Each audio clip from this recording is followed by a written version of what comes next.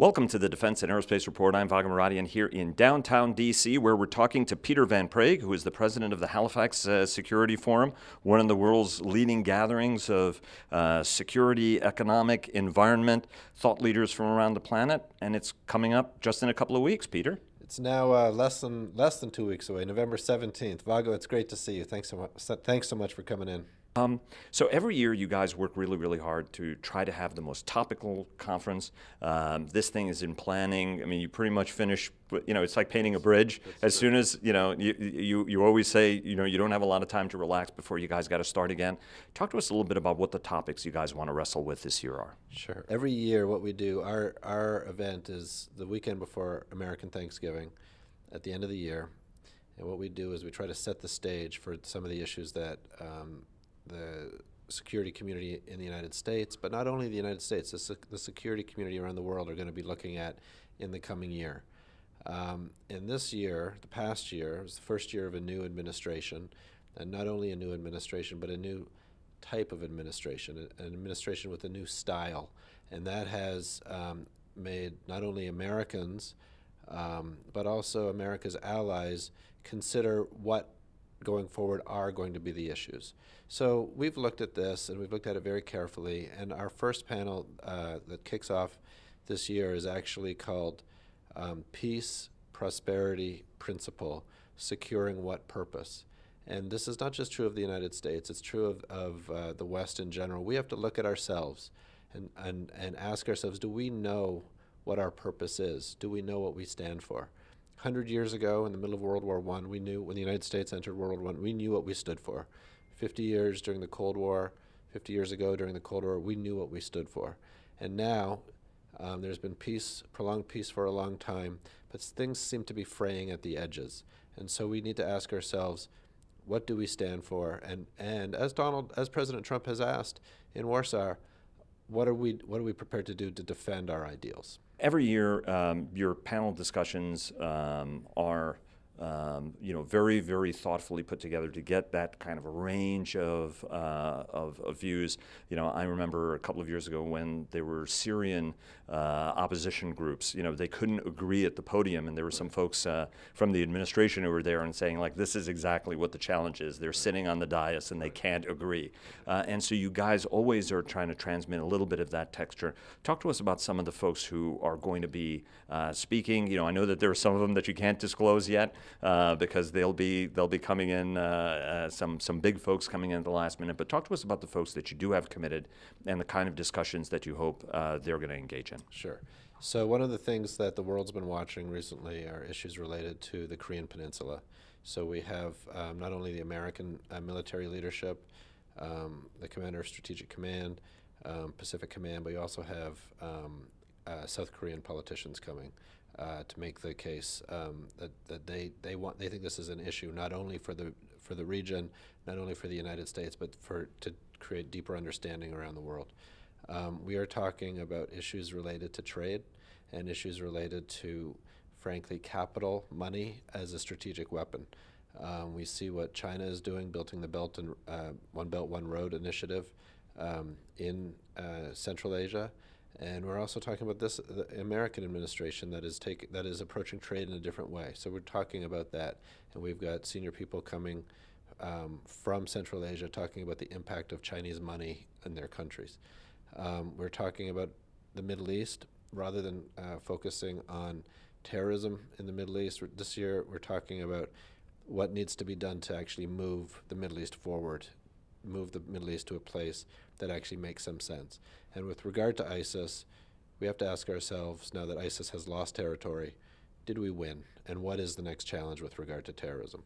We're looking at issues related to space. So we're having not only Space Command, but also folks in the space technology sector. And we have some bigwigs coming in from Silicon Valley as well to talk about issues with regard to technology and the security field. So all things considered, we touch upon just about all of the issues that are important to the lives of Americans, but also to the lives of people all around the world that affect their own personal security. I want to take it to U.S.-Canadian relations. Sure. This conference has a very comfortable Canadian feel to it. Everybody feels welcome, particularly Americans, because of the intimate relationship the two nations have as neighbors, but also the closest of allies. But that alliance appears to be fraying. We've seen some of those tensions. We've heard the Canadian Foreign Minister, suggest the United States is a threat. There are folks in Ottawa who are very concerned about some of the rhetoric, the talks about NAFTA renegotiation, for example, and sort of one of the American positions was, well, we may have to break this, and that has significant ramifications both for Canada and also for Mexico. Give us a temperature check as somebody whose office is here but is regularly in dialogue with the senior-most levels of Canadian government, but also senior-most levels of American government. Sure. Where's this relationship going? What are the tensions? What are the concerns? And could it get as bad as some people think it could, especially if NAFTA goes sideways and some of the rhetoric continues? So, Vago, thanks for the question. I appreciate you, and I appreciate you sort of cutting right to the heart of the matter. There is no relationship. Well, first of all, there's no partnership. There are no two countries in the world that have a closer relationship than Canada and the United States. Canada lives and breathes and understands that relationship. Something like 90% of the population of Canada lives within 50 miles of the United States. American culture seeps into Canada, and so Canadians are aware of that every day of their lives. Americans might not be as aware of that on a daily basis, but Canada and what Canada contributes really does help the U.S. economy. I think something like 35 of the 50 states, their number one trade partner is Canada.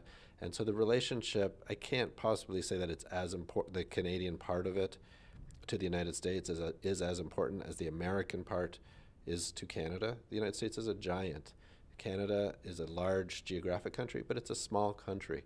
But Canada has been with the United States through thick and thin since the beginning, and Canada is a reliable partner and a reliable ally, steadfast on all issues of security.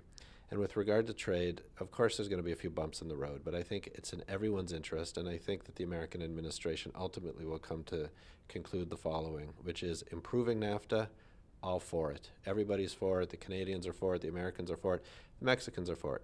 Wiping NAFTA out, I think everybody in the United States is going to come to the conclusion that that, in fact, is going to have negative consequences, and that ultimately it's better for everybody to find improvements and modernize the agreement. Everybody's got a podcast now. I've got a podcast. You've got a podcast, but you have a unique angle that you're bringing to the podcast. Tell us about what you're doing and where people can hear it. Vago, you and I agreed we weren't going to talk about the podcast, but now that you mentioned it, I'm happy to say it is called Pete and Steve's The World. And what it is our audience that comes to Halifax International Security Forum are really high-level folks, people like yourself who really understand these issues and can talk at a very high level. What we've tried to do is create a podcast which is for folks who are interested in the world, but who don't follow these things as a daily part of their lives or fundamental. Also for young people, so it's a little bit irreverent, it's a little bit fun and a little bit funny, and it's two old friends who talk on the telephone about different issues, and because of the forum, then we bring in different guests. We have, for example, the first episode is with Senator John McCain, and I hope people will look for it. It's on iTunes and Google Play. It's called Pete and Steve's The World. So the last question is the food going to be as good this time as it is every other time at the Halifax International Security Forum? It's going to be better. It's going to be better. We've got some surprises up our sleeve with regard to the food, and there's going to be more of it. But lobster dinner is still lobster dinner, right? Lobster dinner is steadfast, gala dinner, lobsters on platters, bagpipers following the lobsters in. It's part of the show. Peter, thanks very much. We appreciate it. Looking forward to seeing you in Halifax, and hope we can churn out, try to keep up with everybody and get the word and the news out. Thanks very much. Thanks so much for coming in. Look forward to seeing you in Halifax, Vago.